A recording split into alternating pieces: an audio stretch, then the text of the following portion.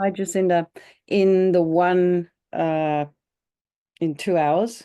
So basically, what we're doing is thinking about offering loving kindness to others and offering loving kindness to ourselves. So that is the gist of these next two meditations. But we're using the mindfulness, this idea of mindfulness in that um, as the basis. So really what we're doing is we're thinking about mindfulness and functional thinking. So just close your eyes for a moment, settle into meditation.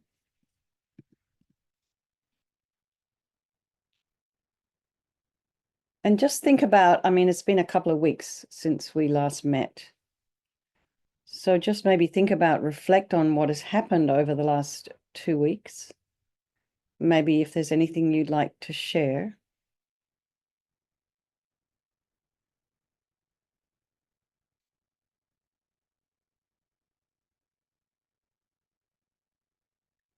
Feel both of your feet flat on the floor, the weight of the sits bones in the chair, the weight of your shoulders aligned with your hips. And imagine your spine is this beautiful string of pearls of light stretching from the base all the way up through the crown of the head and beyond. And just lengthen your spine, putting some space in between the vertebrae.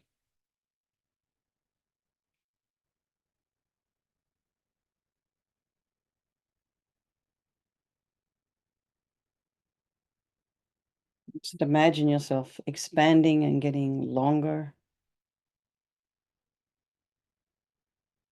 Align your shoulders with your hips and as best you can, your ears with your shoulders. And then go to the crown of the head and maybe you can feel some sensation there, some softening. Just relax the scalp and the forehead and the eye and the eyes, the eyebrows, the eyelashes, the back of the eyes, the nose, the cheeks, the area around the mouth, the jaw, the back of the tongue, the temples.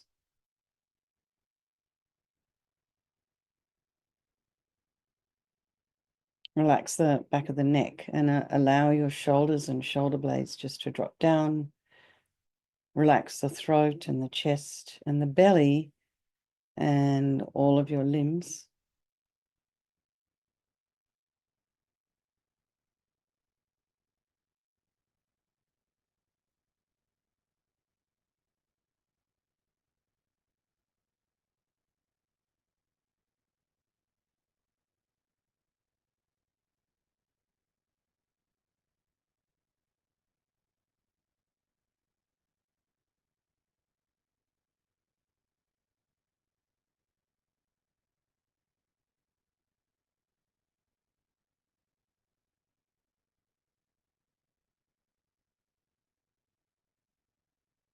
Notice the sensations of the breath.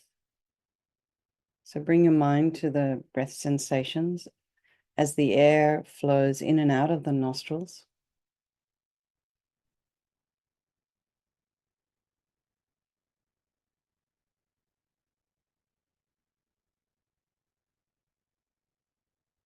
Maybe you feel some sensation around the nostrils or at the base of the nose.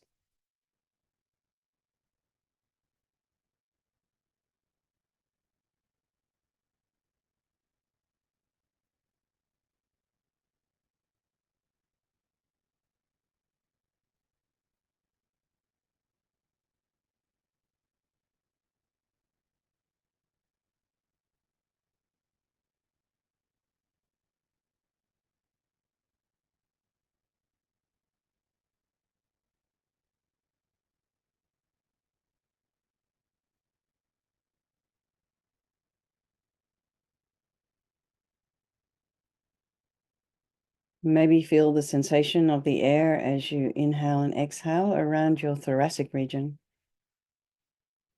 the side of the ribs,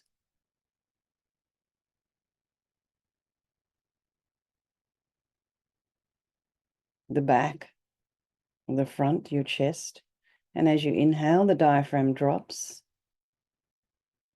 And just notice your ribs expanding at the side and the back.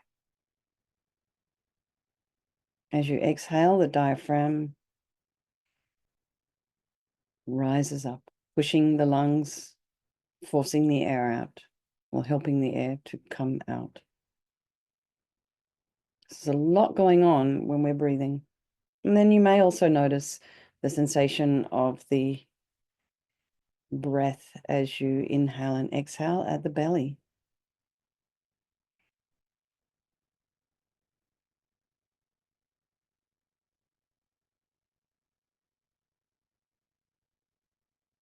Now be aware of any sound in your environment, any sensations, any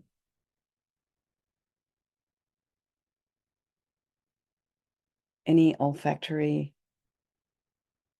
senses, anything you can smell. And just allow all of that to be there. Try not to follow with the mind.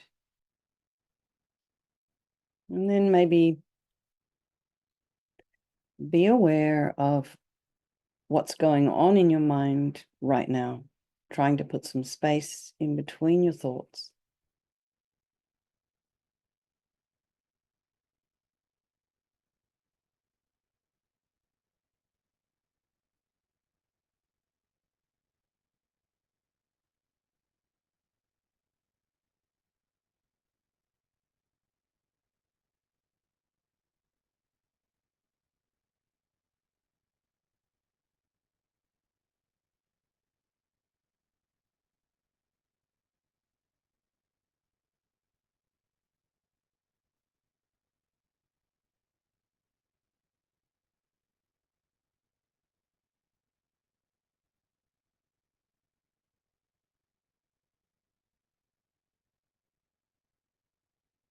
So as you notice your thoughts arising, just be curious about what's going on in the mind today.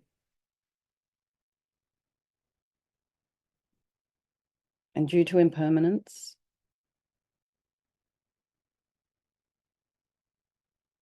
undoubtedly these thoughts will have changed or shifted in some way by the end of the day, maybe even the end of this session. So be objective about what you're seeing in your mind. Take a step back. I think we often just torture ourselves with our own minds.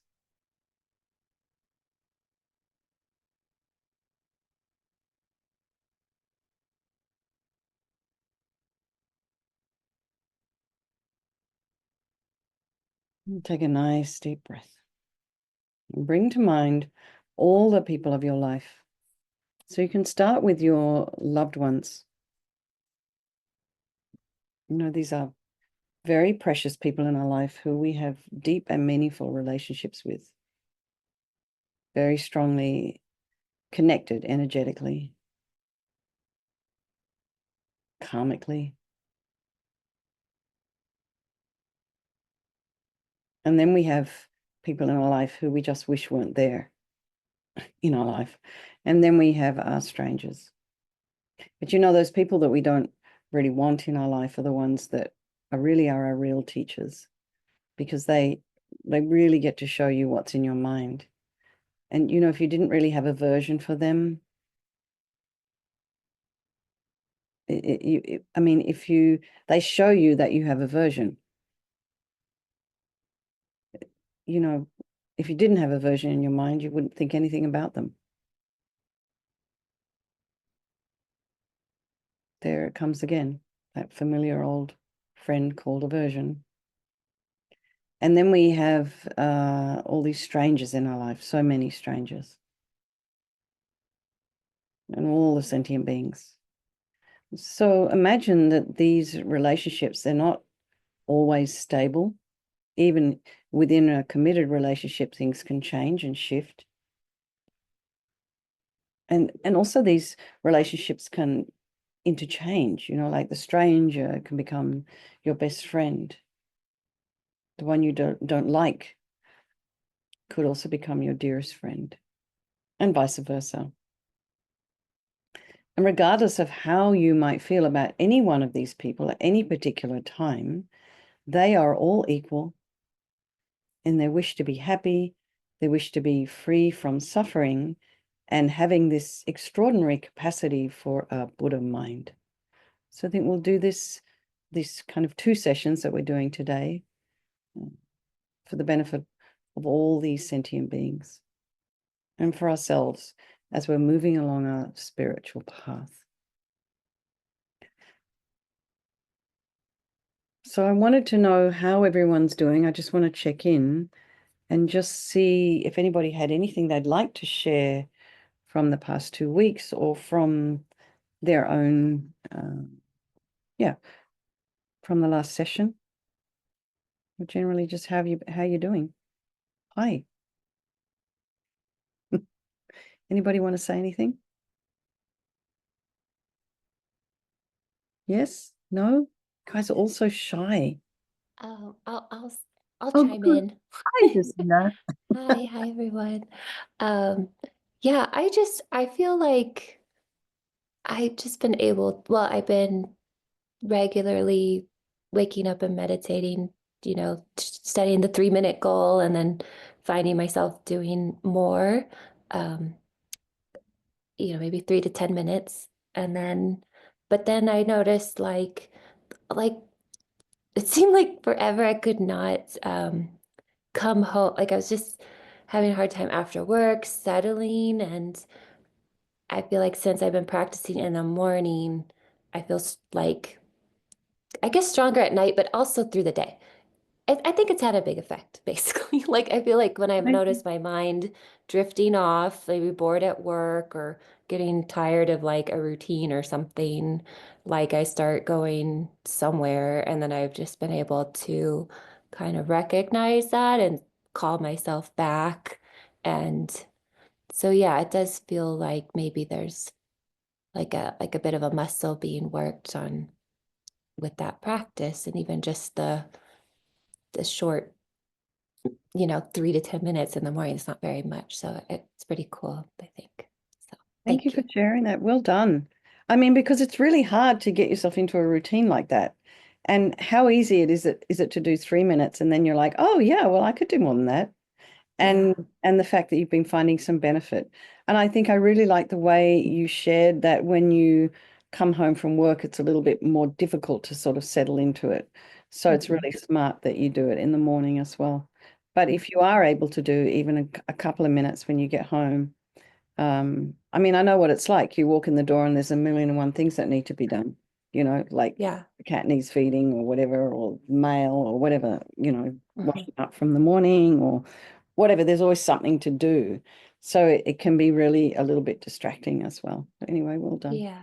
Thanks for Yeah. sharing. And I guess I think it helped with the attachment because I guess at night then to relax, I was reaching for, to watch, get on social media, and then I'm in that and not going to bed, right? So it's really helped kind of we have the like let's calm from the inside instead of reaching for something. So that yeah, External, yeah.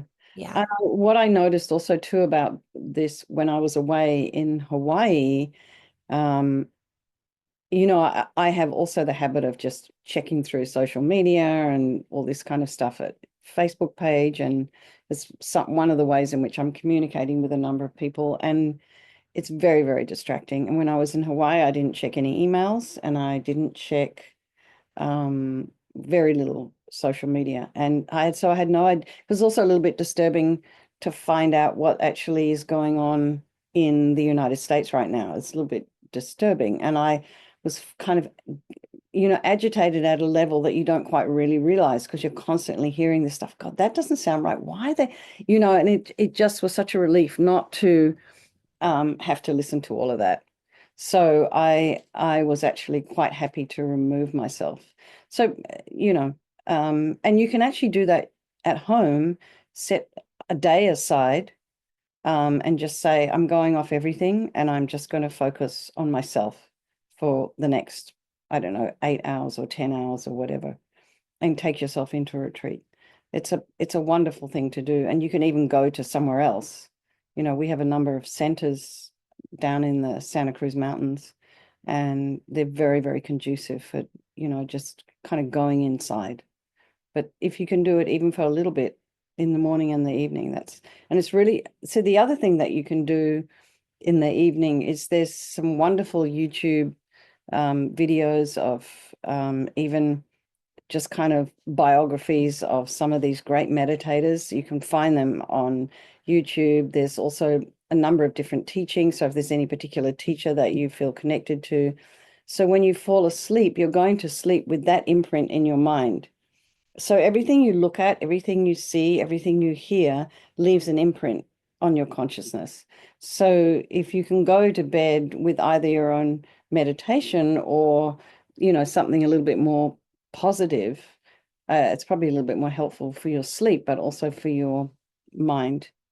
It just all stays in there. So it's like a movie. It's not super helpful for us if we're looking at all that stuff late at night. Anyway, thanks for sharing, Jacinda. Yes, Esther. Yeah, so if one has very it's very difficult to meditate, right? Uh-huh. So do you think that would make a difference if this person went to like to a not like to a monastery, for instance, and stay a month there? So can this be resolved doing that maybe if You one know, cannot meditate?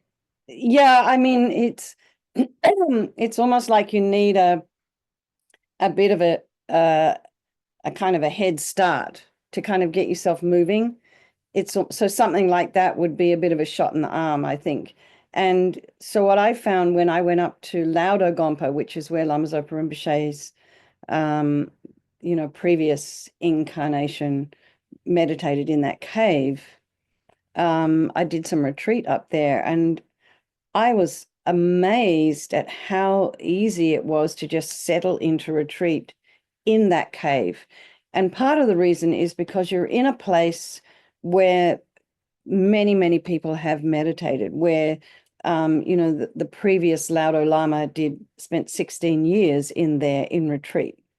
So it somehow the energy in this place is softened and it's much more concentrated, and you are able to go into retreat, into meditation a lot more easily in a place where people are practicing.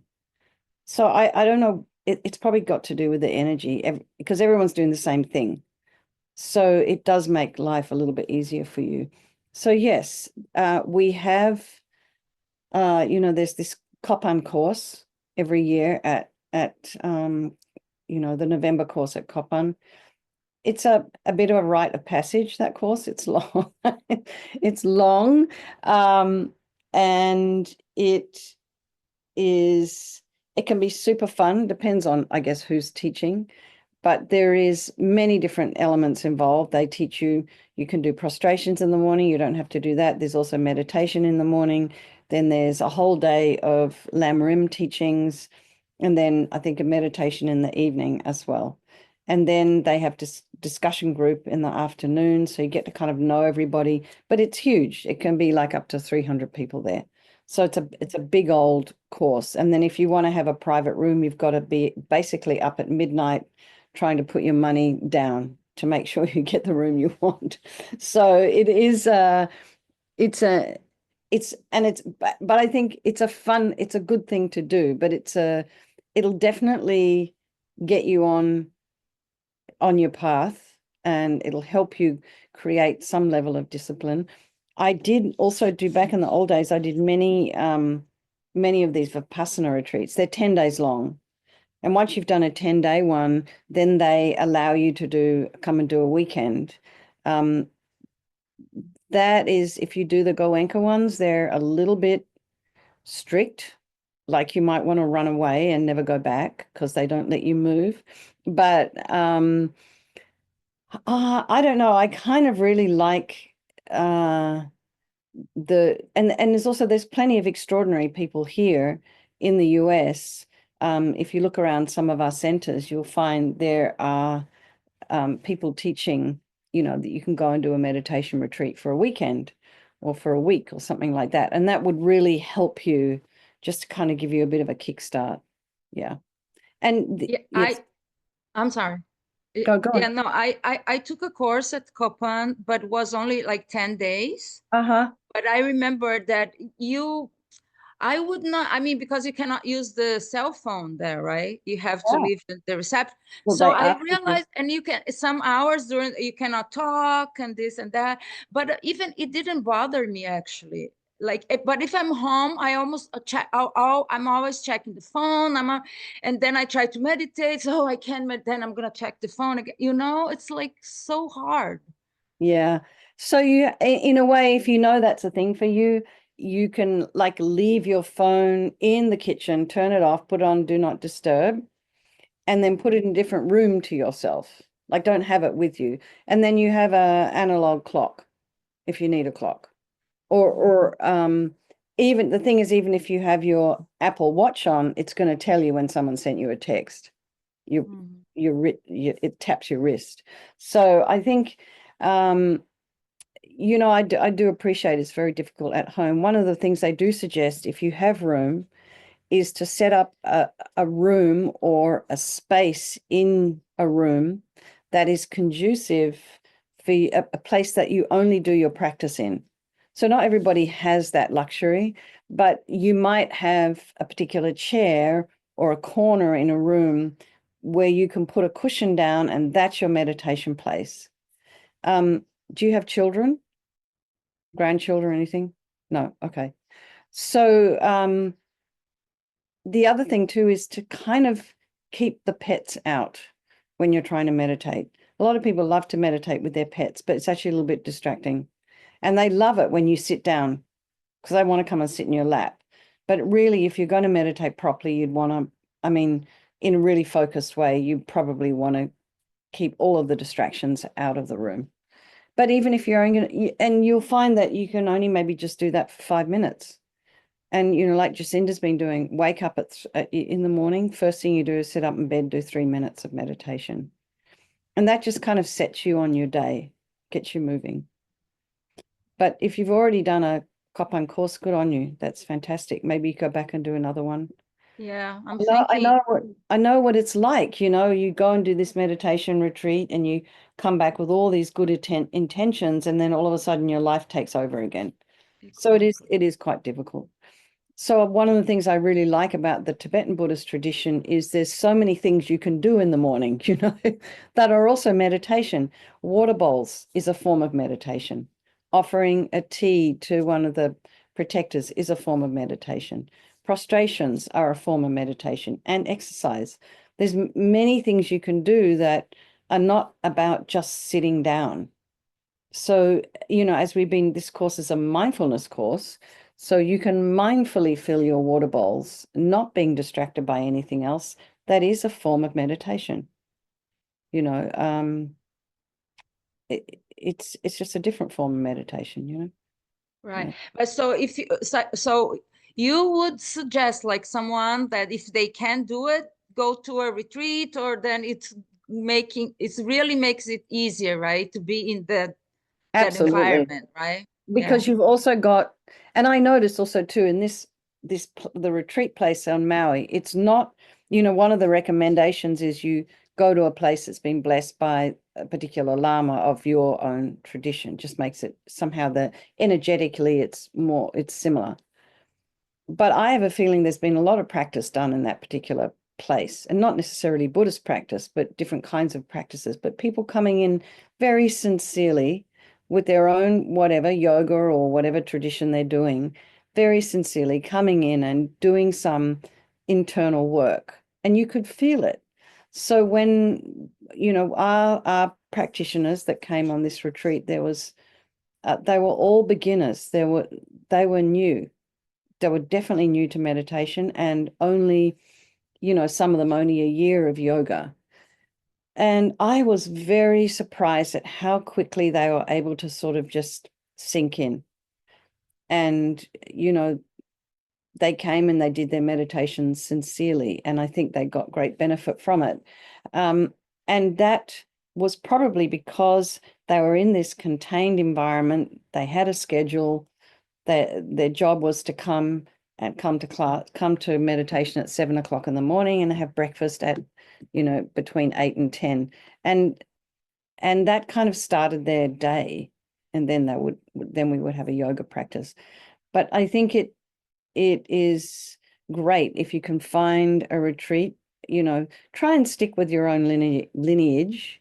That's kind of been more beneficial for you. So it sounds like it's Lama Zopa Rinpoche centers.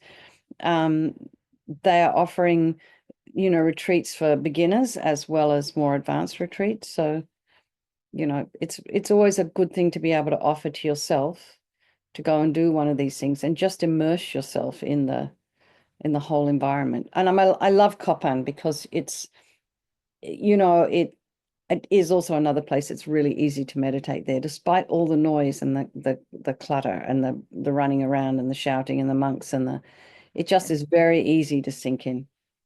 Tushita also, right? Tushita in Dharamsala. Dharamsala. Yeah, it's kind of damp and cold up there.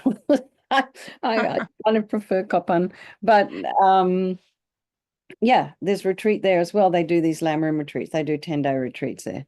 Also another nice place to go. So, I think, and that just kind of helps you keep moving.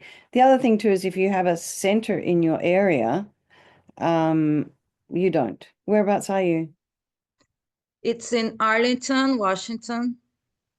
There is in Seattle, but it's not the same lineage. Washington State. Yeah. Up near Lama Zopa Rinpoche's Pamtinkas, there is a Pamtinka Center, I think. Up there is a study group. I don't know how far away it is from you. What is the name of the location? Is it Pamtinka? If you go onto Lama Zopa Rinpoche's website and look on centers and look in your state, you mean the FPMT? Yeah. .org? Oh, I looked. No, it's not close to here. It's not Very close to you. far. Okay.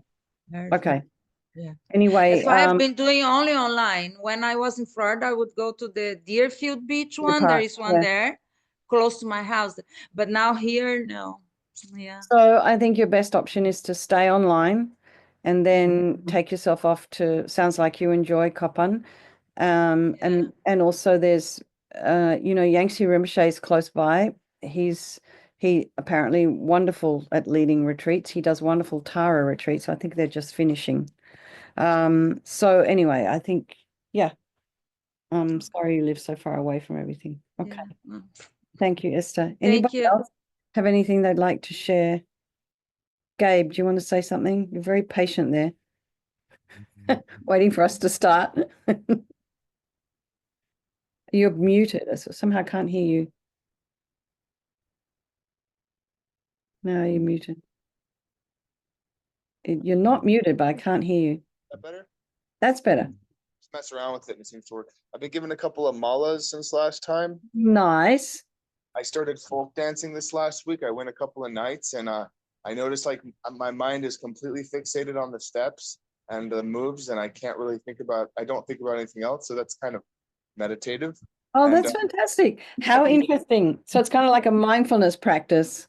Yeah, and it's just a new thing that I'm into, so I'm like just like exploring interests, and I think folk dancing is definitely something I'm just going to keep at because I really, really enjoy it, and I'm getting complimented that I'm a natural, and people are asking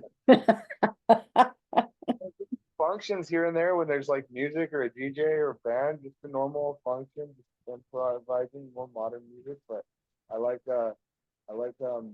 never danced until my 30s because I was always like really self-conscious and shy, and I'm tall. I thought everybody would be looking at me. So, and then in my 30s, I just stopped caring and I just went out there and started moving. And now I'm getting more into dancing. It's a lot of fun. Fantastic. So dancing can be kind of a meditation as well. Yeah. Yeah. Okay. Anybody else have anything they want to share? Carlo, Alice, Mary, Bay? No? Okay. Mary, you had lots to say last week. How are you going this week?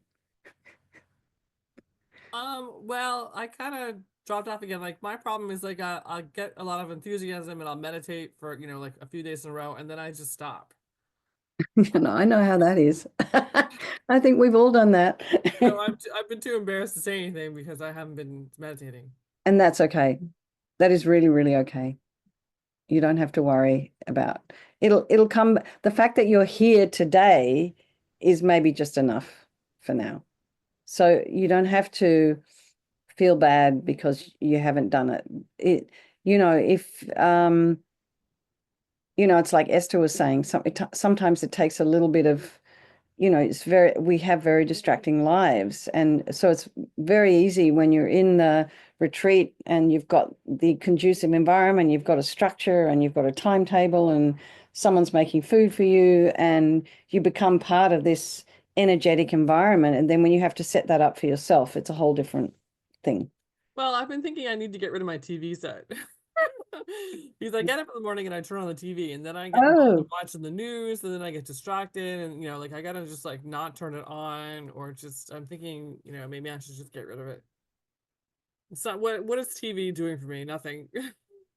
Yeah, I mean, that's like I was saying before I went to Maui. I mean, I do tend to listen to this New York Times podcast in the morning called The Daily, and they're all about Trump right now, what all the stuff that's happening, and it's over and above disturbing. So for me, I have to kind of train myself.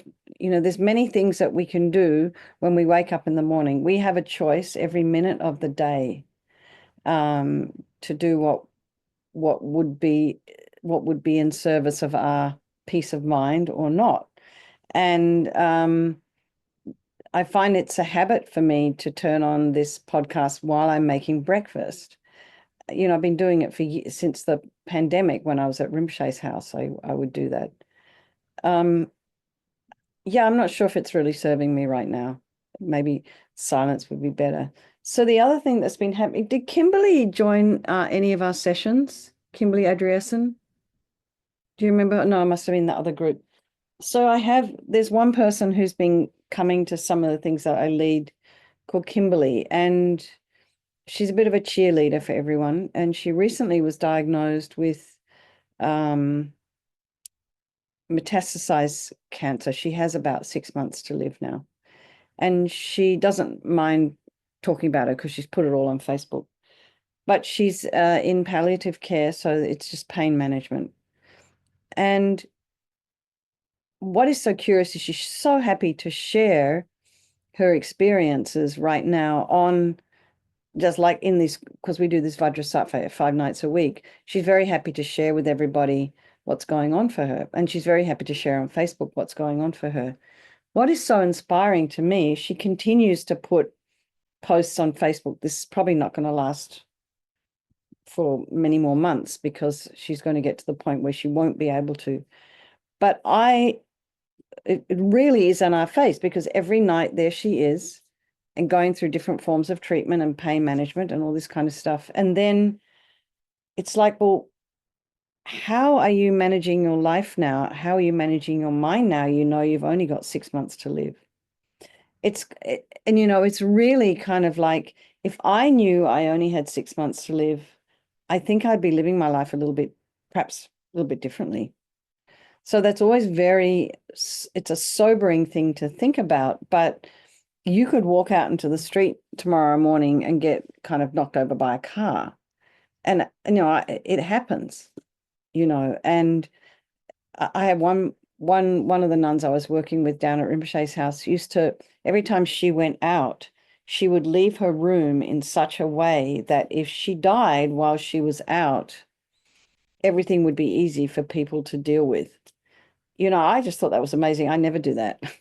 If I died when I went out and came back, people would find things quite difficult to deal with because I'm not quite as organized as Holly. But that's a kind of a sobering thought. It's something you can think about. Is like I wake up in the morning and you're already questioning whether this is a good choice, right? So that's a place to start. I question whether it's helpful for me to turn on the television and watch the news. But there is a part of all of us that wants to know what's going on. So maybe you can turn on the news 5 minutes later and give yourself a bit of quiet time. And Well, I mean, it's this, the news is on at 8, 10, 12, 4, 5, 6, and they repeat the same stories over and over. Like I want to just postpone it until like 6 o'clock p.m. yeah, 6 o'clock at night, like in my family, we watch the news at 7 o'clock every night. That's what we did. And we watched it while we had dinner, I think. But anyway, I think if you can postpone your news watching, do you have an environment where you can step outside and look at nature, or are you in an apartment or? I'm in an apartment building. When it gets warm out, I'll be able to go outside to the park. Right. And do you have a balcony or something? No, I don't. But there's a backyard, but it doesn't. It only has one tree. Backyard with one It tree. has Okay. and it has some benches. It's like a little enclosed. Uh-huh. So if when it gets a little bit warmer, that could be something you can do in the morning if you have time, is just to kind of go and just, even if you get a minute to be able to stand in the park for 5 minutes and just take in some nature, as opposed to some digital thing that's coming into your room. The other thing that you can do is, a lot of people think feng shui wise that a black television screen that's not on is kind of like a black hole, kind of sucks up energy. So you can put maybe a cloth or something over the screen. So That's a then good that idea. I have a lot of scarves. So I'm gonna put a scarf over the screen, like a scarf over the screen. Yeah. And that's one extra step you're going to have to take before you turn it on, is to get that scarf off. That's a really So good idea. it kind of cuts the habit of picking up the remote and pressing it. I think I might take the batteries out of my remote too. Oh, that's another good idea. Anyway, Then you have to okay. sit there and put them back in before you turn the TV on. Yeah, okay. All right. All right, Okay. thanks. Thank you. If no one has anything else to say, I think we'll get started. And I think we're looking more at thinking in a functional way.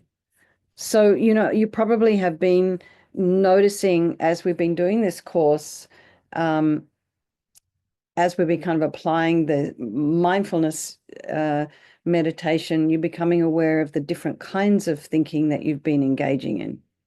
And so not all of our thoughts are necessarily dysfunctional or harmful or, whatever. We have quite a lot of functional thinking. We engage in quite a lot of functional thinking, and this actually contributes to the success of us as human beings living on the planet and being able to adapt to different living conditions, to being able to adapt to change, being able to adapt to, grief at the loss of a loved one.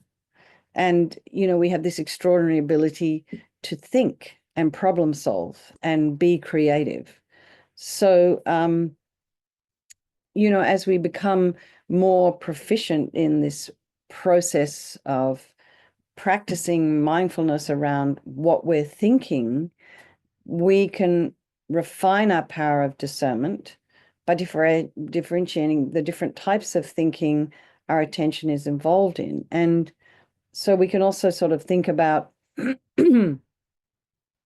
thoughts of the past could be noted as remembering, and those on planning as planning, and those involved in fantasies as daydreaming.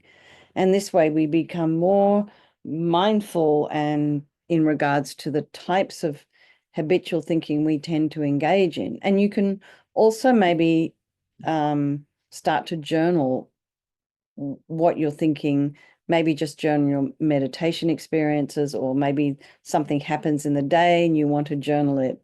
And then you can see what you're thinking. And also, if you have this idea about something or someone, you should write down your words, then read them back to yourself, and you'll see whether it seems reasonable or not.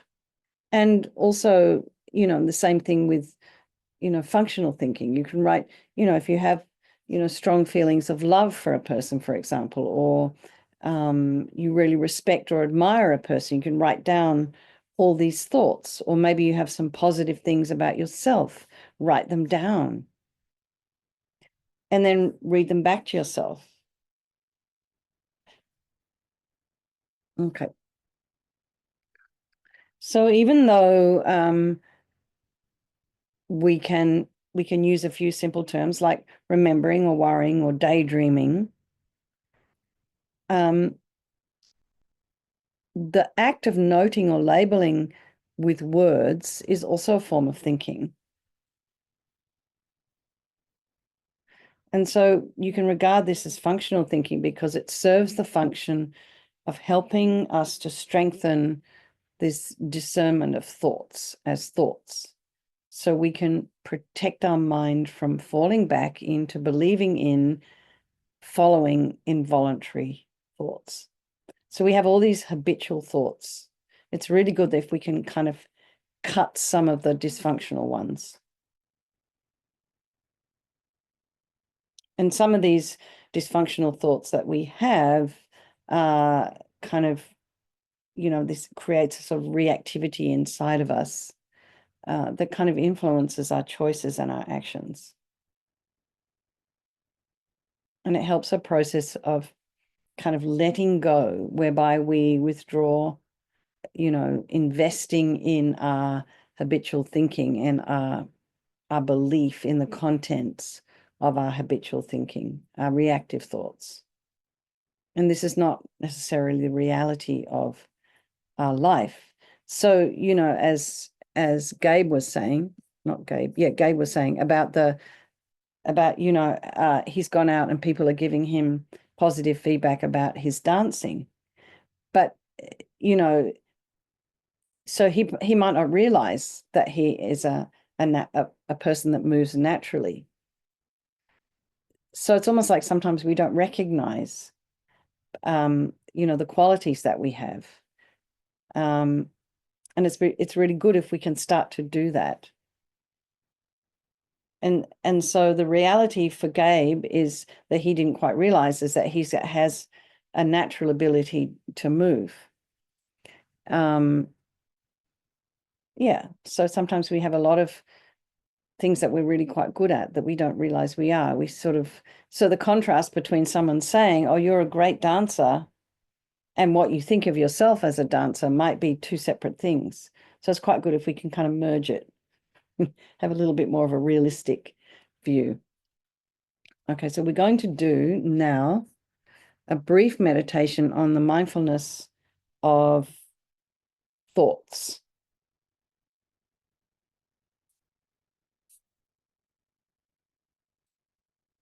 Okay. So we did that last time. So here we are. So go back to your meditation posture. I'll do a little bit shorter than we did last time.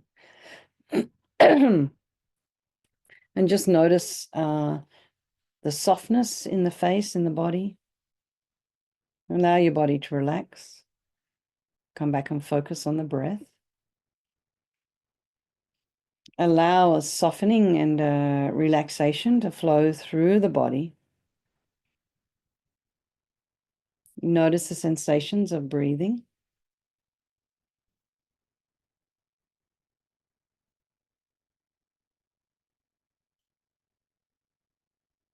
And just settle into meditation. And as you notice your inhalation and exhalation,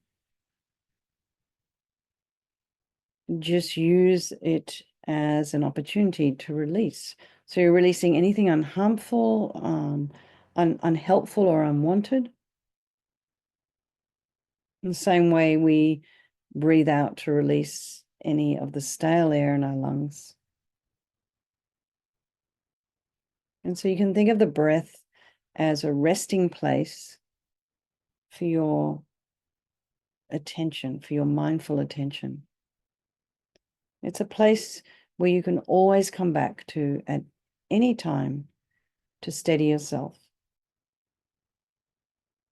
Even if you're in the middle of, you're about to be in the middle of an argument or conflict with someone, take a step back. Don't go there. Take a step back and breathe before you react. And then you're going to be in control.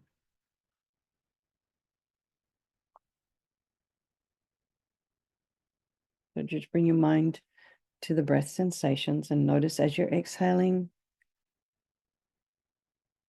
you can just release. So remember your friend, the introspection. When this introspection alerts you to the presence of thoughts that we are already involved in thinking, just mindfully turn your attention to those thoughts and just recognize that you're engaged in thinking. And we might want to mentally make note, thinking, to be clear about what we've discerned. You can also maybe note, oh, there I am planning, or there I am thinking about the past. There I am going over in my mind, you know, my taxes or something. And without getting entangled in the contents of these thoughts, just gently return your attention to the breath and release those thoughts on the out-breath.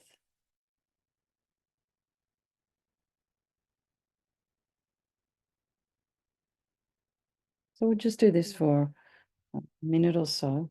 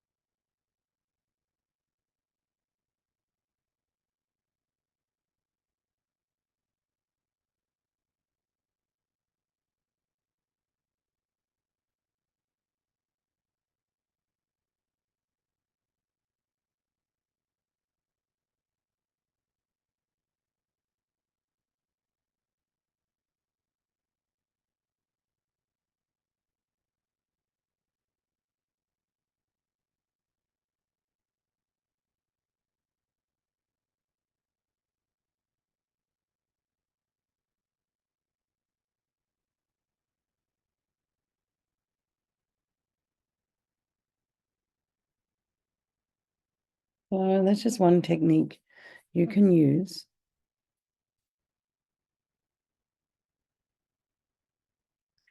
What I'd like to do now is to bring us back to the 9-round breathing. We did that last week, I think.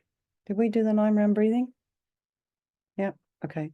Because this is also a way that you can release some of these more dysfunctional thoughts. Okay. So they talk about in Tibetan Buddhism delusions. There's 3 main delusions in the mind, and that is attachment, anger, and ignorance. So what they mean by attachment is this really unhealthy, grasping neediness, very kind of sticky. Anger, everybody knows what that is. And then ignorance is in relation to not appreciating or understanding cause and effect, karma. And then also not really kind of understanding or knowing about this idea of, they call it emptiness, but it's, I mean, for purposes of our meditation, it's not really understanding the way things actually exist. So that's just a little bit of background. So just, and I think for those of you who are having a bit more difficulty, you know, the thing, it's also about this meditation, any practice that you do, it's about just getting started and getting to the habit, getting the habit. So you replace your habit of switching on the remote with the habit of doing a down dog, or the habit of sitting down with a cup of hot water and just thinking about your day quietly, or going into meditation for 3 minutes. So we replace our habits.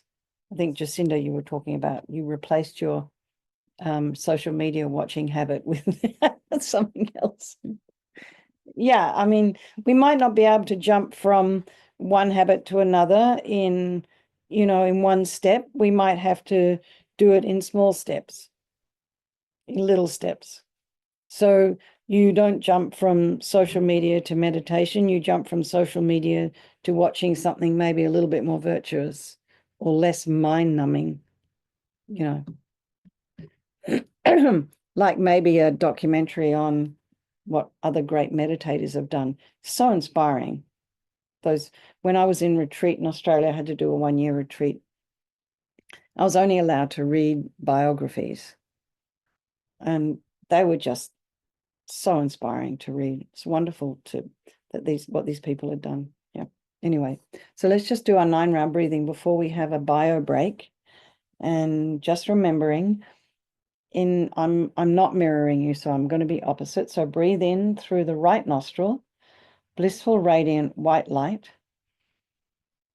Pause at the top of the breath, and then exhale through the left, all of your attachment energy. So this is kind of grasping and neediness and not feeling enough and kind of insecurity, being attached to shopping or TikTok or whatever it is you watch. Just breathe all of this stuff out. Imagine you're breathing it out as thick, black, yucky smoke, and you're kind of disconnecting your energetic attachment to some of these habits that we have. Breathe in, light through the right nostril. Pause at the top of the breath, and then exhale through the left, all of this unhealthy attachment, unhealthy desire. Just breathe it out. And breathe in through the right, blissful, radiant white light. Pause at the top of the breath, and then exhale through the left, all of your unhealthy attachments and desire.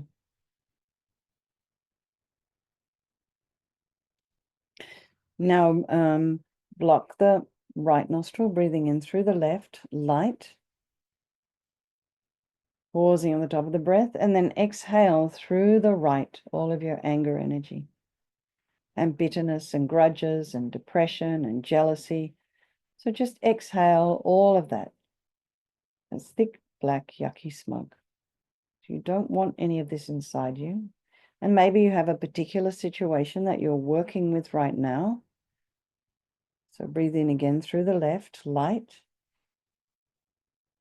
Pause, and then exhale through the right, all of your unhealthy anger energy. Breathing in through the left, light. Pausing on the top of the breath, and then exhale through the right, all of your anger and grudges and bitterness and vitriol and wanting to harm, wanting to get back. Just breathe it out. Now breathing in through both nostrils, light. Nice full breath. Pausing at the top of the breath, and then exhale through both nostrils, all of your ignorance energy.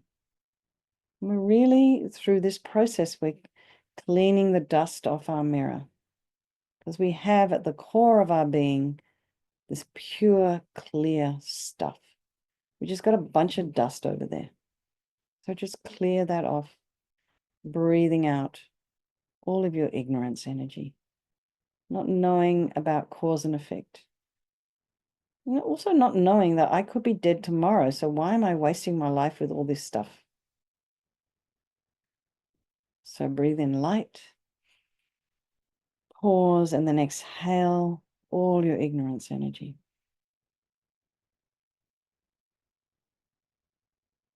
And breathe in light, blissful, radiant, white light. Pausing in the top of the breath, and then exhale all of your ignorance energy.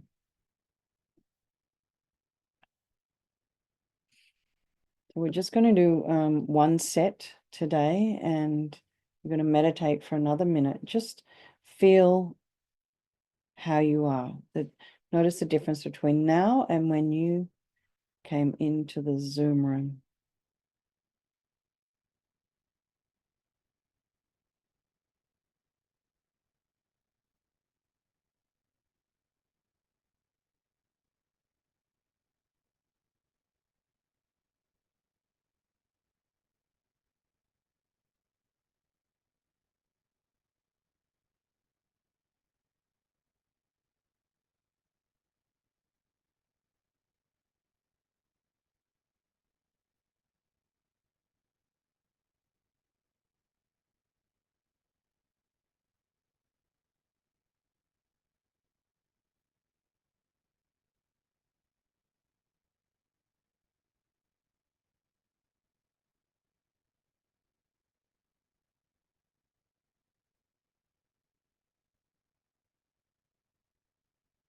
Everybody, just relax. You can either stay in meditation or have a 5-minute bio break. So I'll see you at 5 minutes past the hour. Okay.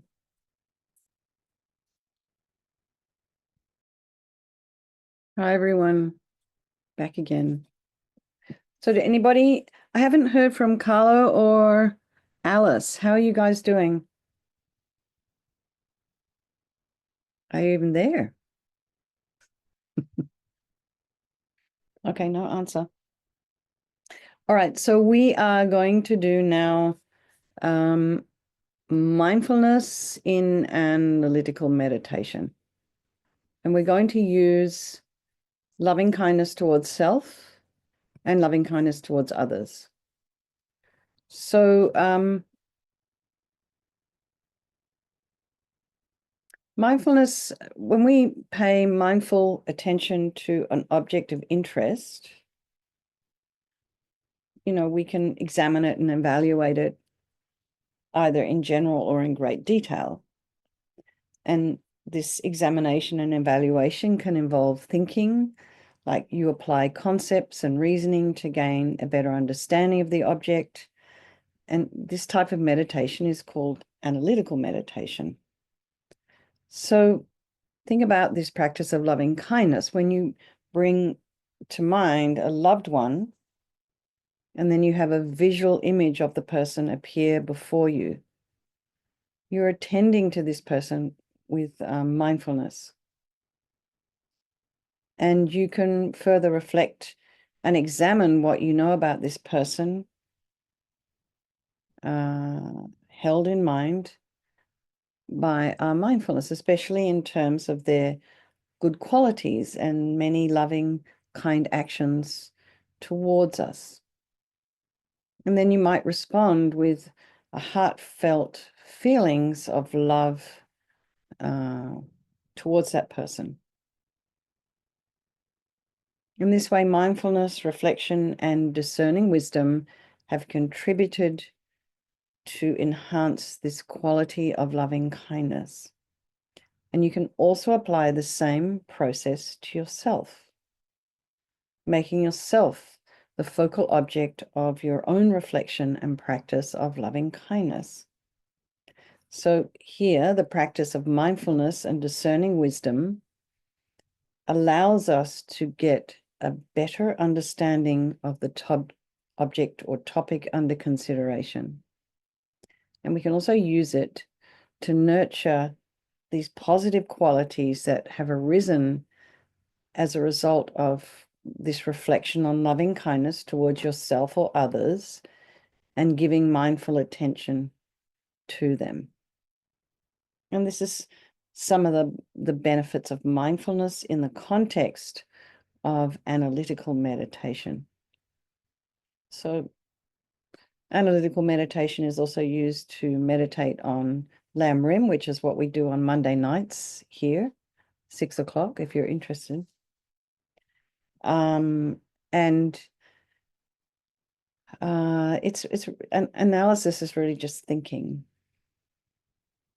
but you've kind of got a direction for your thoughts. So we're going to do a meditation on loving kindness for self. Before we start that, I want you to imagine, just you can see yourself standing before you, just a picture of yourself, and then mentally make a list of all your good qualities.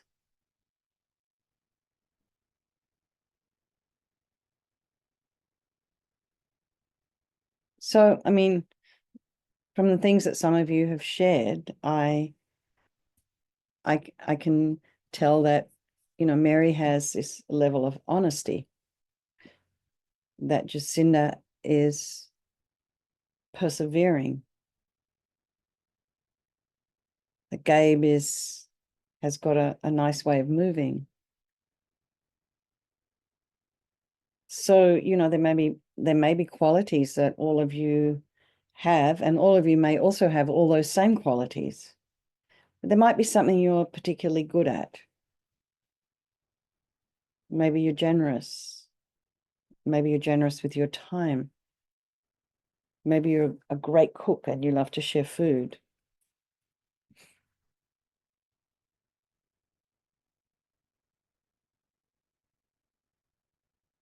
Maybe, like Bay is working 1,000,001 hours a day, plus has children and a household that she's helping to run.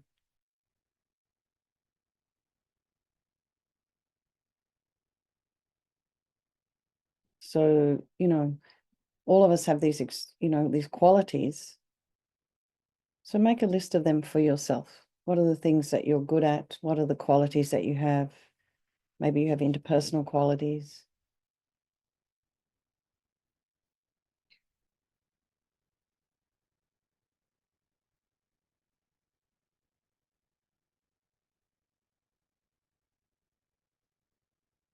What we're going to do with this loving kindness meditation is extend loving kindness towards yourself, supported by a few simple phrases.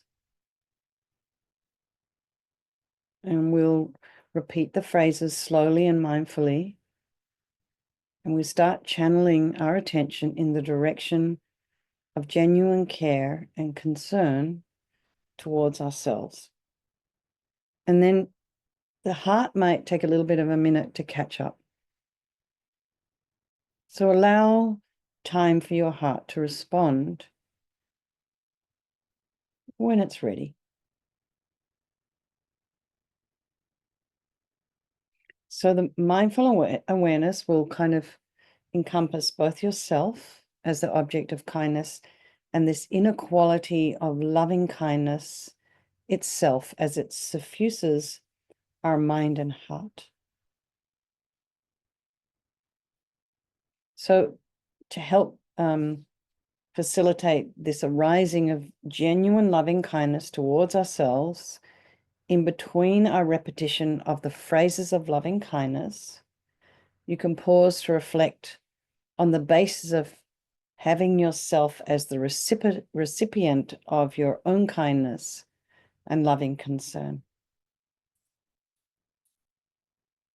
And you can see we're just like everyone else in that all of us want to be happy and not suffer. And reflect on the validity in relation to your experiences. Is it true that deep down I really want to be happy and not suffer? I think we'll find it is.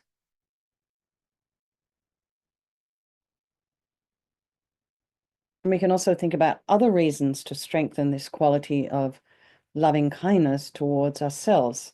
For some of us, this could be like we've just done, seeing the good qualities that we have, the goodness that is within us. And for some of us, we cannot for the life of us see ourselves in the way that others do. All this thing about being humble and not boasting, and I think we go way too far to the other direction. We're so afraid of boasting about ourselves or whatever, that we just kind of a little bit too hard on ourselves. We don't recognize our qualities. I think once you start to recognize your own qualities, humility comes quite easily, actually.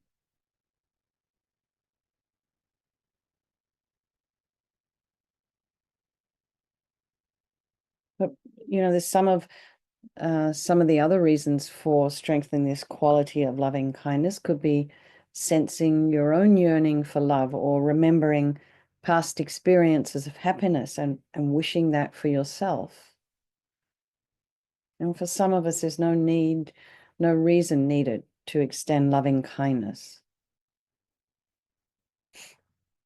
So settle back into your meditation and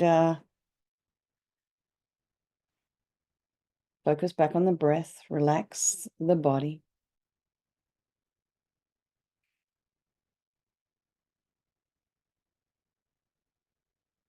So one thing, in terms of meditation, the eyes, whether your eyes are open or closed, they can be just kind of looking down along the length of your nose.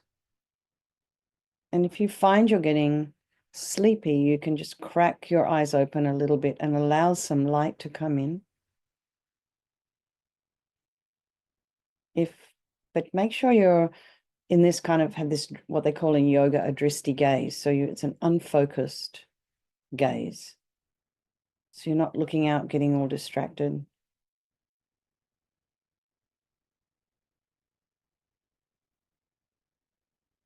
You can just crack your eyes open, unfocused gaze, let some light in.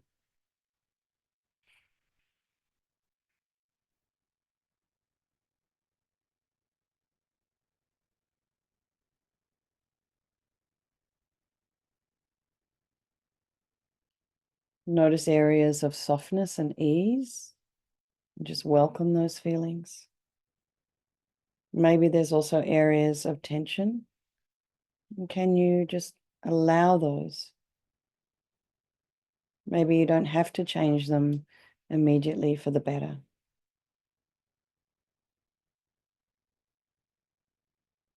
Are you tensing up any of your facial muscles? The forehead, the jaw? And can you gently relax those muscles and let in a different feeling, one of softness and ease and comfort into your face? And just allow this softening and relaxation to spread on its own throughout your body and help our body to settle into meditation in its own time. So you also might find some days it's easier than others. And don't think there's something wrong with you if you can't settle into meditation easily. And, in today's world, it's very difficult to focus the mind, keep the body still. We're not living up in the mountains where there's no distraction.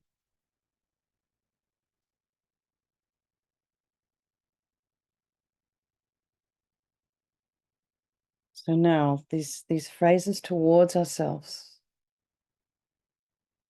this kind of really expresses beautifully our understanding of what it means to love, to care, and show concern. So you can think, may I live in safety.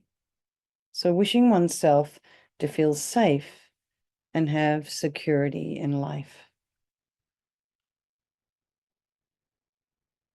May I be happy. Wishing oneself to feel joy, cheerfulness, and happiness in the mind and heart. May I be healthy. Wishing oneself to enjoy physical health and well-being. And may I live with ease. Wishing one's daily life and work to flow smoothly and easily. May I live in safety. May I be happy. May I be healthy. May I live with ease.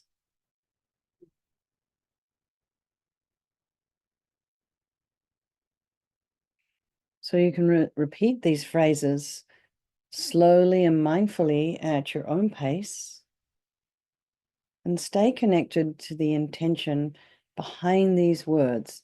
You're extending loving kindness towards yourself. And then, as the instruction gave, give yourself a little space after each phrase to allow your heart to catch up.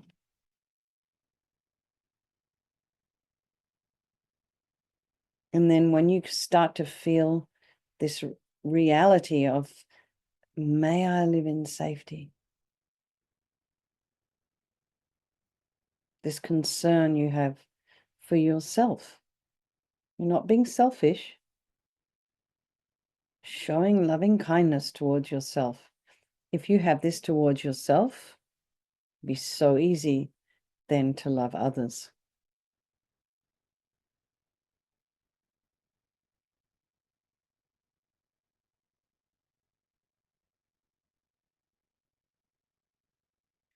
May I live in safety.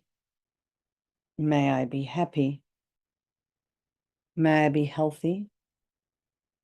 May I live with ease. So don't worry if you're not feeling particularly loving. Again, we give our heart plenty of time to respond in its own way and its own time. And so we're just relying on the words to guide our heart towards loving kindness.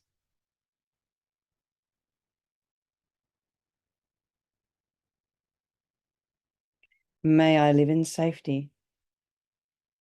May I be happy. May I be healthy. May I live with ease.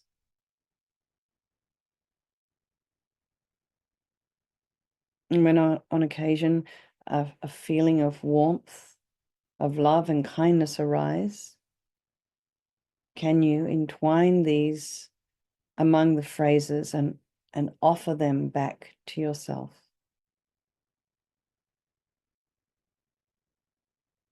May I live in safety.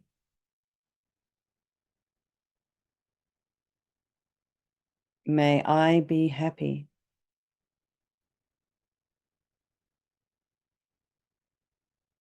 May I be healthy.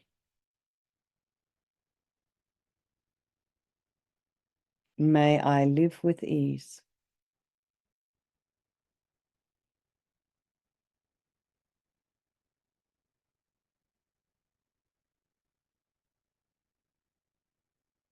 So also remember to reflect on the basis that support or promote loving kindness towards ourselves. We all want to be happy. We don't want to suffer. And can you pause and think about this statement? Is it true for you? How does this wish to be happy manifest in our life? So a lot of us think the things that we habitually do, check social media, go shopping, watch television, brings us happiness. But actually, we realize that we're going in the wrong direction, really.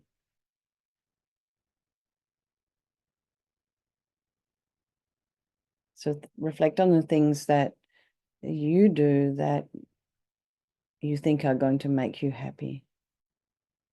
Some of those things might actually, and some of them also may not. And then think, may I be living in safety. May I be happy. May I be healthy. May I live with ease.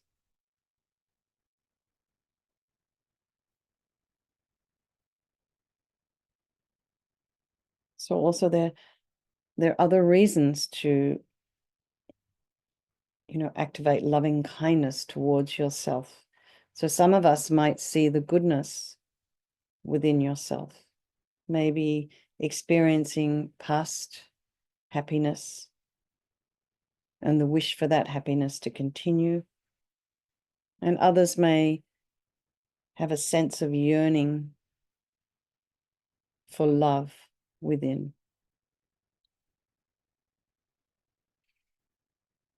May I be happy. May I live in safety. May I be healthy. May I live with ease.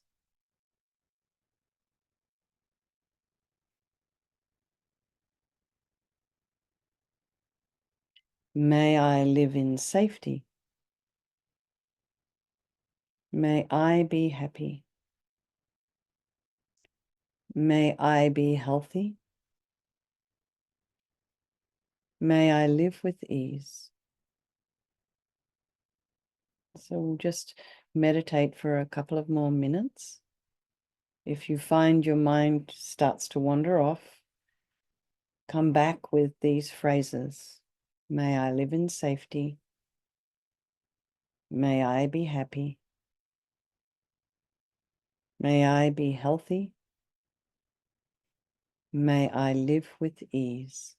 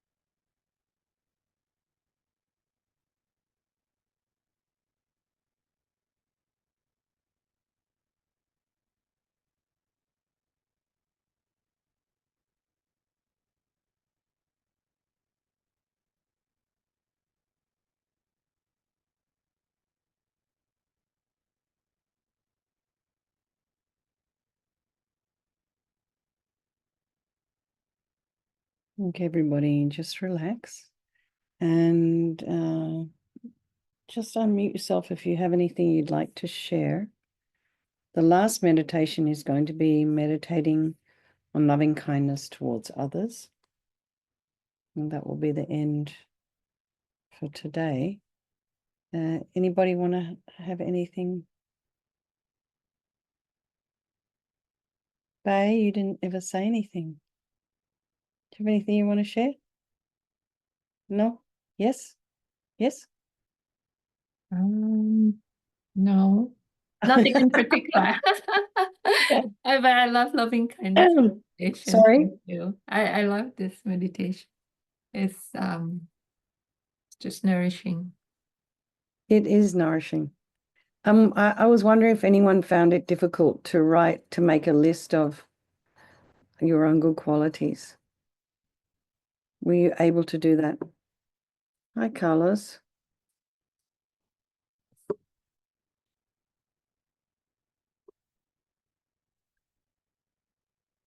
Yes, Mary. Well, when it came time for me to list my good qualities, like I can think of what they are, but there are also instances where, like I'm generally a kind person, but there have been instances where I have been not so kind. So, So that came in and dumped a bucket of water on your good qualities? yeah, I mean, overall, I'm pretty conscientious and nice to people, but there have been instances where I've been rude, and of course I try to purify that, I want to purify that, but, it kind of got in the way of, the meditation. And you're also remember you're human, so it's good to remember that every now and then. Yeah, what also really struck me is the may I be cheerful, which wasn't exactly part of this meditation, but you said it earlier. And that really struck home for me because yeah, it just was like a new angle that I never thought of. May I be cheerful? Because if I were cheerful, I think I'd be a lot happier. So maybe it's something to think about. Yes. I think the words were may I be happy. But Yes. it's great that you interpret it as may I be cheerful. That's fantastic. Yeah. That's wonderful. Yeah. Mary, thank you. Thanks for sharing. You have this level of honesty. It's quite brutal. All right. Anyone else before we move on to loving kindness towards others? No, we're good. Gabe, are you okay? Falling asleep there? You can sleep if you want to. It's fine. Okay, let's go into the meditation on loving kindness for others. So just settle back into your meditation. And really, it is okay if you need to lie down, you can do that as well. So this time we're going to extend loving kindness towards others, again, with the same phrases. So bring to mind the important people in your life. And for each of them, take your time to open your heart and express your love and appreciation to them. First, by showing, repeating mindfully the words or phrases of loving kindness. And then, as your heart starts to open, respond with warm feelings of genuine loving kindness. You might notice it as a slightly easier to open this idea of loving kindness towards others than towards yourself. But how would it be for you if that person that you really loved, that you feel that you can open your heart and offer loving feelings towards them, could you do the same thing for yourself?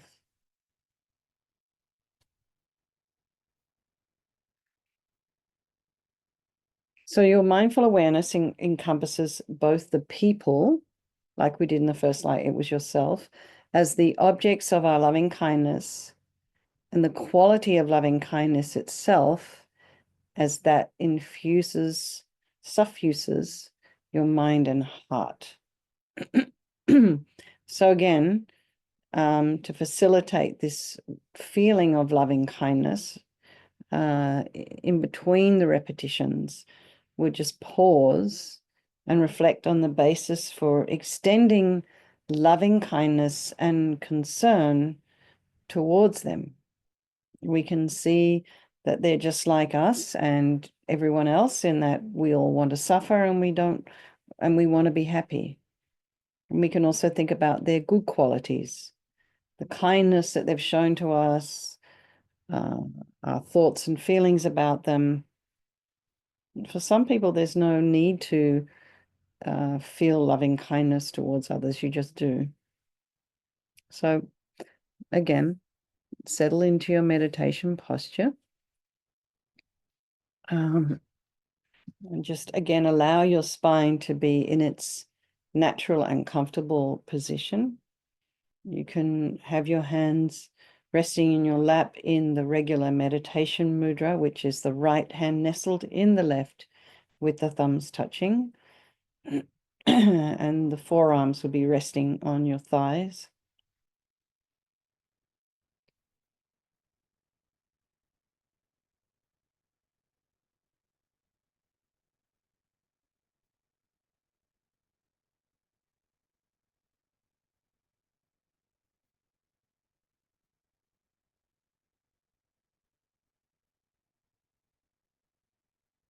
Just allow your body and your mind to settle back into meditation. Again, notice the feelings of ease and softness, comfort. Can you welcome these feelings and allow yourself to enjoy them while they're there? And maybe there's also areas of tension or tightness and uncomfortable feelings. And can you just simply acknowledge them for the time being? Do you need to change them immediately for the better? Can you just let them be?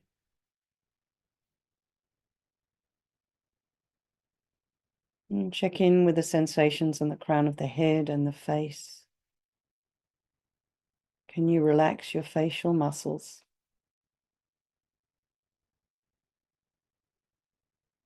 those at the forehead, around the eyes, the jaw. Can you gently relax these muscles and let in a different feeling, one of softness and ease and comfort, into your face?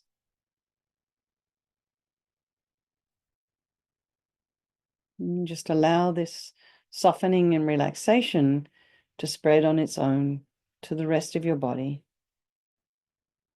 down to your shoulders and throat and chest and belly and arms, legs and feet. Do your toes wriggle? Can you maybe relax your feet and your toes?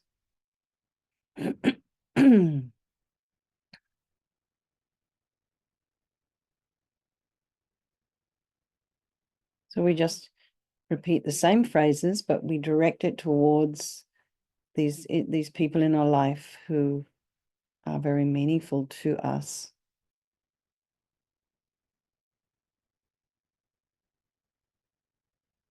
So if we had time, you can also do this on your own, then bring up the person you have aversion for and do the same thing. And then the strangers you pass, do the same thing. But that would take a little bit of time. So for now, we're just focusing on the ones we love, these important relationships in our life.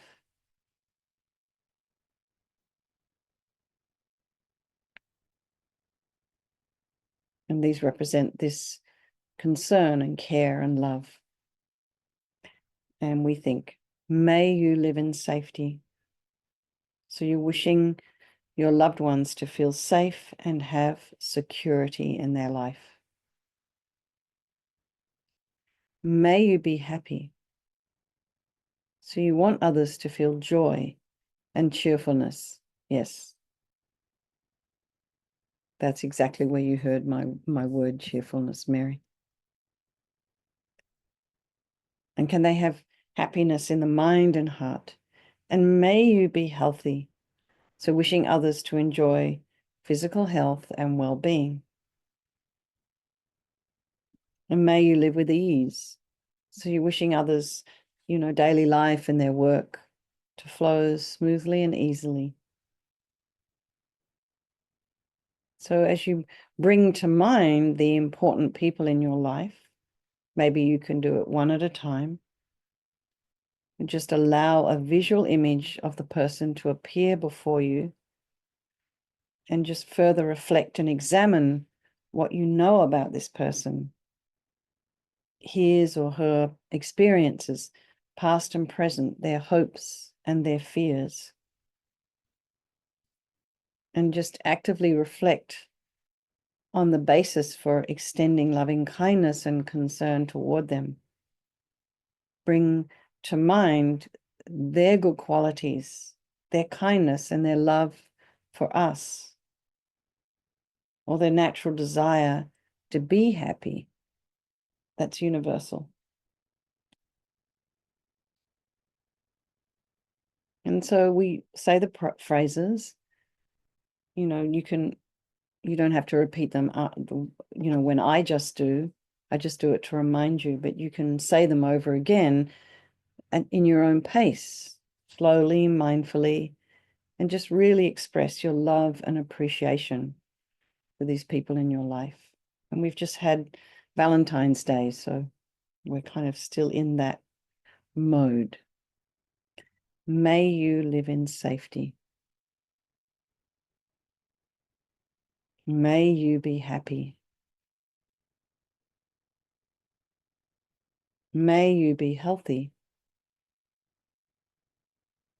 May you live with ease.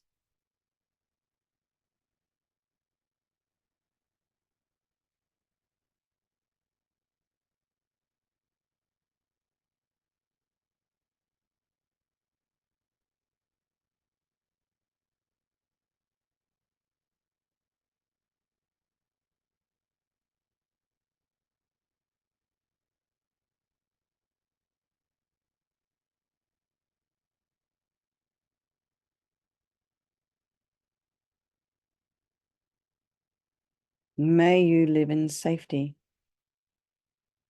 May you be happy.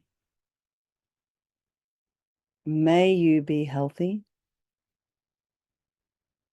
May you live with ease.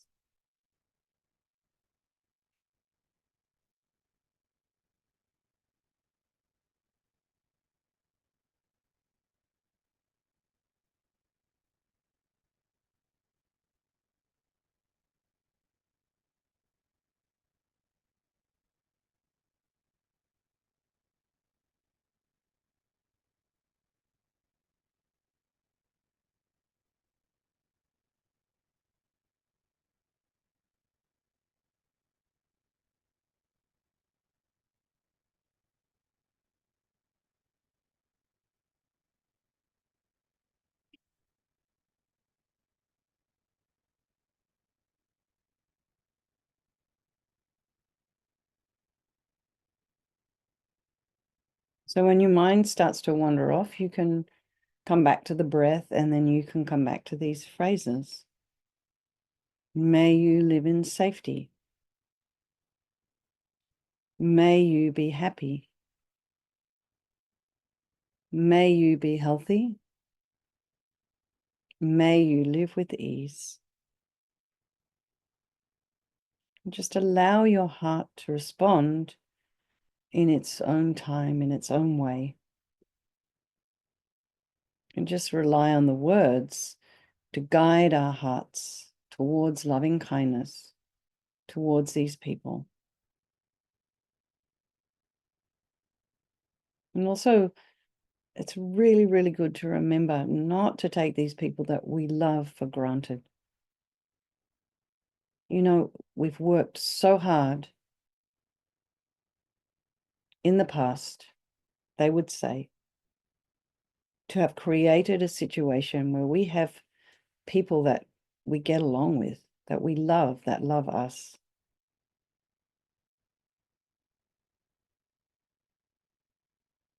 There are some people in this world, no matter what they do, somehow people just don't really like them. Either they're inappropriate, or they're a little bit too pushy, or they're a bit too loud. And they don't really have many friends because their behavior is, I don't know, selfish or something. There are people in this life that just kind of are like that, and it's quite sad. So the fact that you have a friend, you have someone in your life you can trust, that's such a gift. And we do tend to take it for granted. So this is time to let all that kind of little niggly things just kind of go, or address them in a calm manner. May you live in safety. May you be happy. May you be healthy. May you live with ease. And you can switch to other loved ones at your own pace. And for each of them, repeat the reflection and then rely on the phrases to extend loving kindness towards them.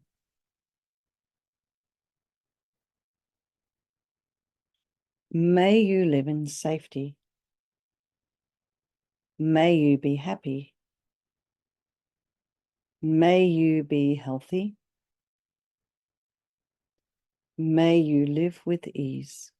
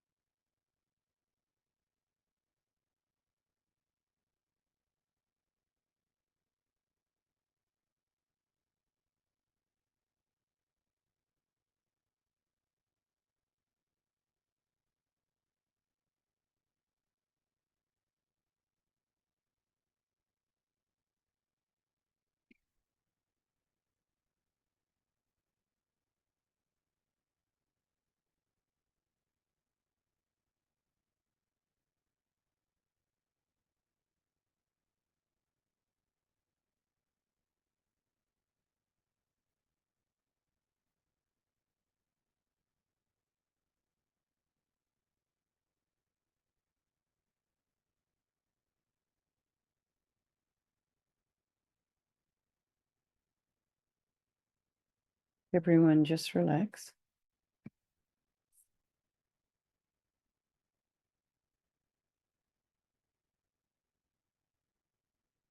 Carlos, did you not hear what I was saying?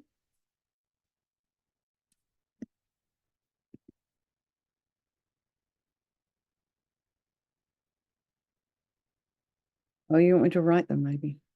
Okay.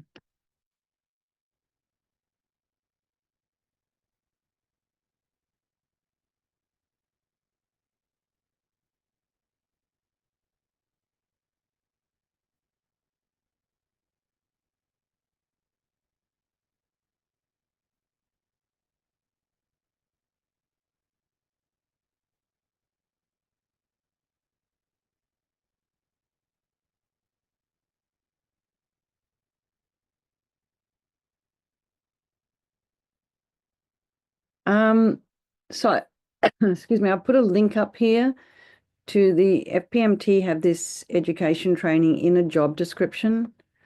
So it's kind of an excellent tool if you, they also have an app. So it's an excellent, excuse me. It's an excellent tool to help you develop mindfulness of thoughts and speech and actions in your daily life. So, it just takes a little bit of time. So if meditation is maybe a difficult thing for you, this is also something you can do that's kind of quite helpful. It just brings awareness into your mind. That's also, I mean, if you want to check that out and just see it. But like I said, there's an app which you can use on your phone as well as your iPad. Does anyone have anything they want to share from that meditation on the meditation before as well, before we close?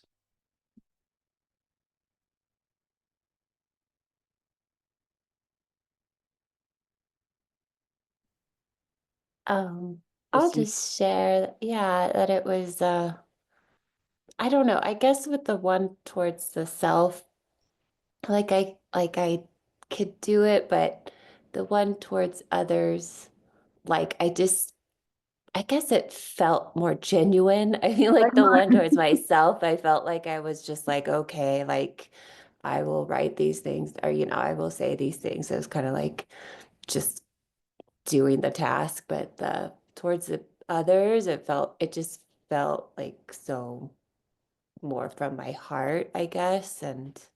Um and so maybe there's some work to do for myself, but also just like I think I don't know, just reflecting on my life, and I feel like when I'm working a lot and maybe I don't know, like I feel like I give a lot during the day, and then there's like kind of like a retreating kind of mode I get into, so I don't feel like I'm as giving my time and attention to like friends and family, because I kind of and I don't know if that's personality things, or just what do you call it, like there's a scale that you can like the bandwidth that I can make broader, but yeah, I feel like I closed off, and so that felt really nice to kind of, maybe I didn't call them, but I like brought them to my attention, and kind of, yeah, I felt to be mindful of those important, because they are important. It's not like I don't want to do that or give them that attention, but yeah, I guess feeling that spreading of myself a little too much sometimes, and then yeah, so it was very heart opening. Yeah. So what I'm hearing you say is that at the same time you're giving a lot and spreading yourself very thin emotionally and physically, it's a little more difficult to give to yourself. Yeah. So that meditation would be excellent for you to do, the loving kindness towards self. And then also, I think if you can do these meditations in 5 minutes, they don't have to be the 20 or 30 minutes that I was doing. And if you do it regularly, you kind of can slot into it. It kind of, the energy of the meditation carries, it's like a continuum. It carries on. This is why they talk about regular practice. I mean, I think this is why the lamas give us so much stuff to do, because if you drop one thing, you can, yeah, anyway. So there's also a really, you know, having what they call quiet, you know, what you could call it quiet time. And rather than withdrawing, you set yourself quiet time, like you do for little kids at kindergarten. You know, they have quiet time in the afternoon, or whenever they have quiet time. So maybe you can just let everybody know that when you come home from work, you're a bit spent and you just need some quiet time. And, you know, I know what that's like. You know, sometimes you just need to maybe take time out and go for a walk, go for a hike somewhere, something like that. Or, yeah, and I mean, yeah. So maybe I think also somehow nourishing yourself. Did you say you're a nurse? Yeah, I work in medical as a ultrasound tech. So Ultrasound, yeah. very, very You're dealing with people all day. Yeah. Mhm. And you're dealing with people who are sick and probably maybe frightened or in need emotionally in some way. So you feel like, and you're probably quite empathetic as a person. So you might be picking up all this and taking it home with you. Yeah, yeah. Do you have a bath at home? I do. Yeah. So, you know, I guess I feel like I can do these things that are replenishing. I think I'm just trying to figure out, um, you know, how to like, because I would like to still give my time and energy to my friends and family. So it's kind of finding that balance of like not, you know, saving some.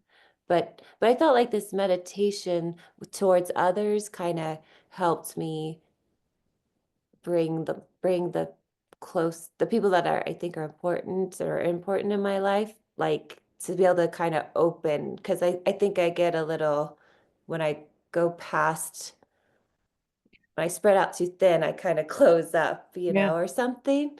And Mhm. so it kind of made it like more open. So I kind of like had able to think these kind thoughts, and I don't know, maybe that'll help me just communicate easier and yeah, feel less like I'm like in a holding space or something. Yeah, I kind of feel like that's okay.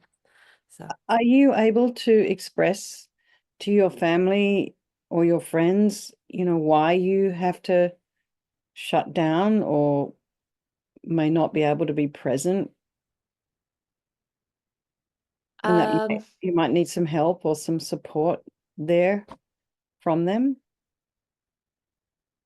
I guess I could. I think I tend to not say things, you know, I tend to just be like either like um just get quiet, you know, and then come back. Like, you know, it's like I drop out and then I'm like, hey, I'm back again, you know. Um so but yeah, it'd probably be good just to communicate this is where I'm at, or, you know, oh, Because I'm you just might find that they would be more than happy to nourish you. yeah. Yeah, that might be nice. Yeah. Yeah. They probably, you know, probably a strong, independent woman who maybe doesn't need, but actually, Uh, yeah. yeah.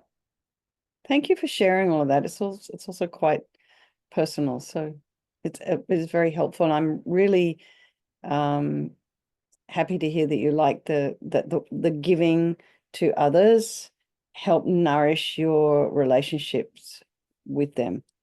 So that's Mhm. beautiful. Thank you. Mhm. Anyone else? We have 5 minutes left before we do a little. Yes, Mary. I did a little bit of the you know, may you be safe and happy and healthy to people that I don't get along with. You know, like Oh, excellent. Well done. and, and that really made me feel a lot better. You know, like Yeah. it takes the like the sting and the animosity out of the relationship. Uh-huh. Fantastic. Well done. I mean, it's not in this particular course, but it definitely makes sense that you would want to do that as well. And it might be worthwhile doing a day of meditation or a half day of meditation, doing it towards the friend, doing it towards self, friend, enemy, and stranger. There would be 4 separate meditations. I think that'd be fantastic. Yeah. And I think you're right. Once you start to recognize that everybody is equal in their wish to be happy and their wish to be free from suffering, and then it's almost like you're not engaged with the animosity any longer because you've taken a step back. You've kind of removed yourself from the energy of engaging in a negative way with that person or thinking negatively about them. And it takes up so much space in your head and takes up so much energy. And it's also, it's not really not helpful. Anyway, sometimes it's really hard to not get on that treadmill of animosity towards someone. And like I said, we're only human. And the thing is, it's just best to catch ourselves and go, oh, okay, I don't know how helpful this is. Let's send you some love instead.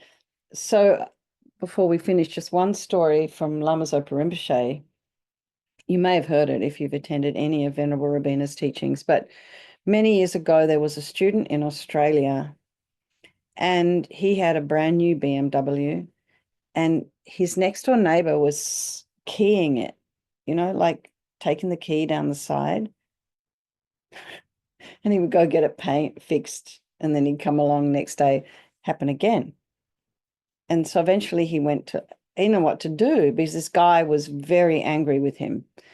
For some reason, he didn't know what was going on.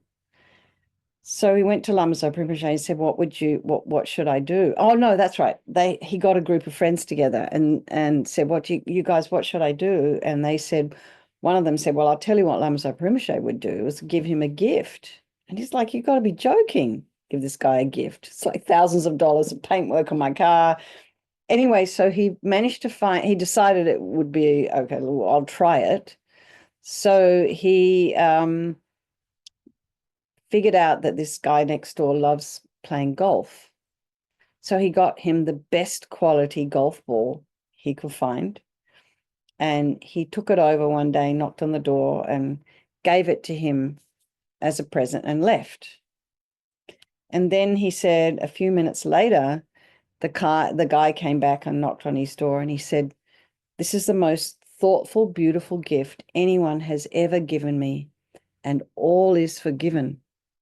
And so at this point, all is forgiven. This guy didn't have a clue what he had done wrong.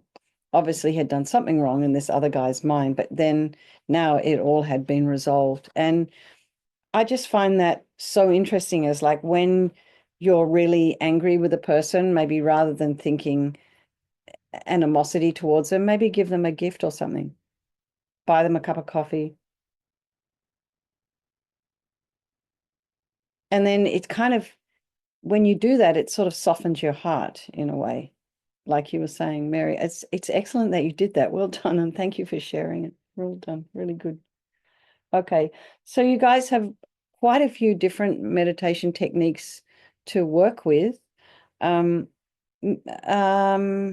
is some of this recording going to be up on somewhere, anywhere they can access it if they want to? Yes, it is. Okay. I'll send out the link as well. It's on YouTube, but Okay.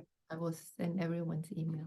Yeah, and then you can just scroll through and do the bits you want to do. Anything is helpful.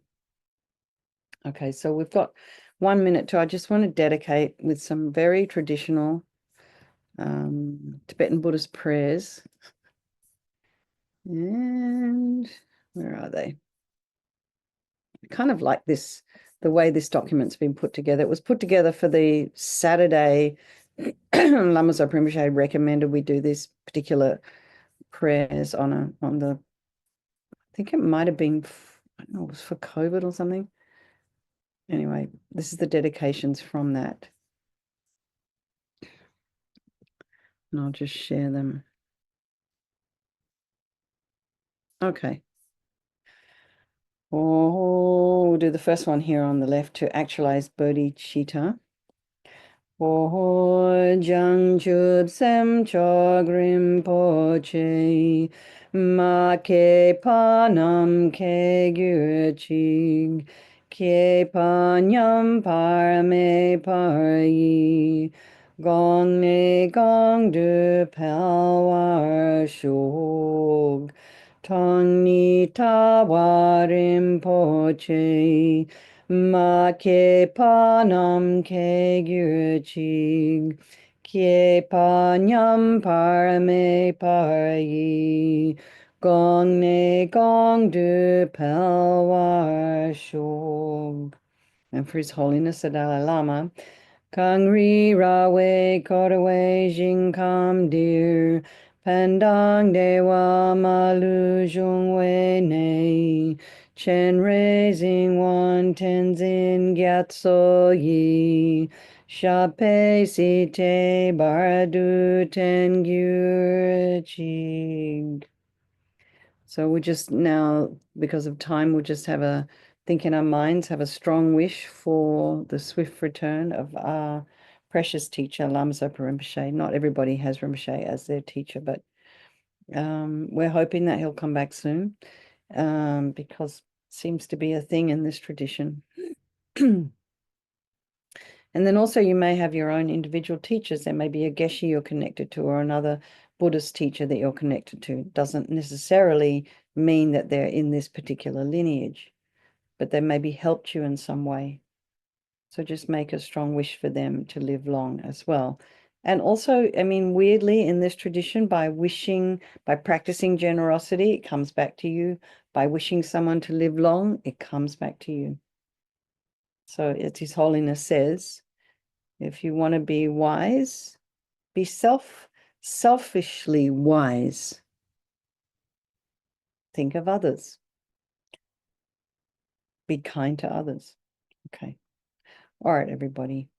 Bay, thank you so much. I do love this course so much, and I love meeting all of you guys. So thank you very, very much for this opportunity to come and meditate with you all. And thank you, Bay. And also, what happened to Urs? He disappeared this week, but anyway, Not it's sure. always, I'm not sure, right? I think we're asking him to add a lot of web pages, maybe. Oh, you are? It's your fault.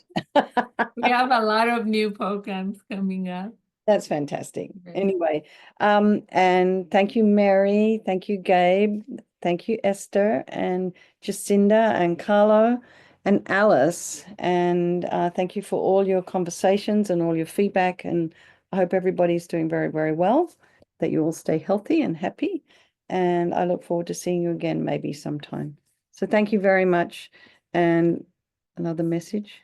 Just wait. Okay, that's it. All right. Yeah, Thanks, thank you everybody. very much, Katie. Really My appreciate pleasure. your kindness and teaching and guiding us. Okay.